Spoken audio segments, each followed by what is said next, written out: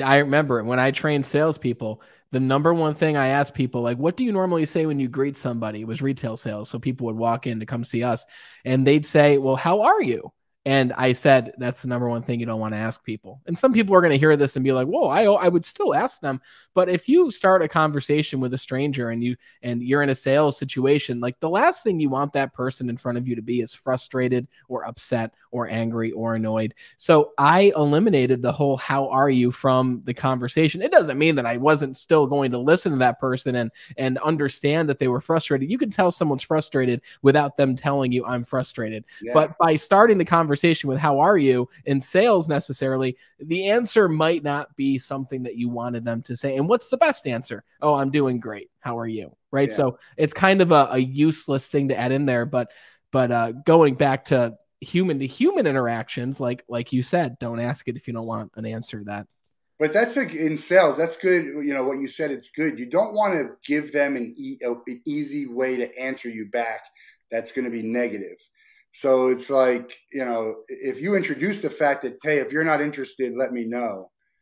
I would never say that, because then there's something, I'm not interested. Exactly. You've already given them the idea. It's not rocket science. They have that idea themselves, but you've made it easy for them to just mimic what you're saying and go back to you. So I never ask that, hey, if you're not interested, tell me to stop or anything like this. Yeah. Exactly. 100%.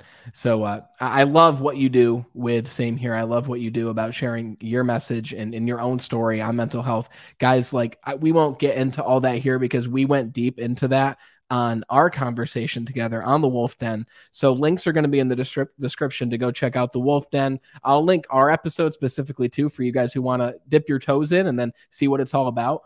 But for those who haven't heard of the Wolff Den, how would you describe your podcast to other people? You've been doing this now for over 200 of them, which number one, I commend you for that because, dude, most people stop after 9 episodes. So how would you describe your podcast to people? I don't even know if it's a podcast yet. What makes it a podcast? I think it's just a show. I have a show that I do, and I'm going to put it into podcast, and I won't bore you with the story why I have one podcast episode that's out there on Spotify or Anchor or something, but it's just a show. I had to, people said do LinkedIn Live, and I wasn't going to sit there and talk myself. You know, nobody wants to hear me do that. And it's really tough to do, by the way. I don't know if anyone's tried. It's really tough to just talk yourself. You know, you can do like a 1-minute thing. And I'll have to give a shout out to the Savannah Bananas and Jesse Cole, who does his 1-minute boost every day on LinkedIn. Great guy, great marketer, great customer of Ticket Time Machine, since we'll do a plug. We did some VIP meet nice. A couple of jobs for them. But I didn't want to just do that. So I was like, well, let me bring someone on. You have to do it through a platform. That platform would be StreamYard. I'm like, well, my friend does a show. Let me just do a show, bring people on, and they'll talk about their story and what they're passionate about and what they're working on. And so that's really what it's kind of a unique, I don't know if it's unique, but it's unique in the sense of the show is about whoever's on. It's not about me.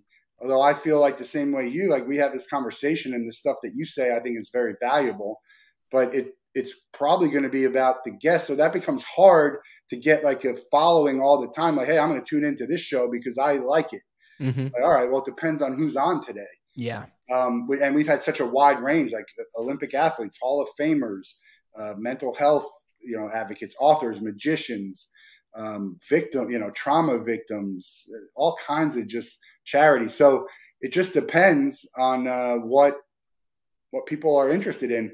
But when I do get someone to do stuff with me, we're going to clip, right? There's been clips of every show you have that you can just be like, this is good material. Like, let's clip this and share it. And then like table of contents this. And so it will eventually be a podcast. And I think it will eventually has the ability to be a highly rated podcast because I think I have such great content.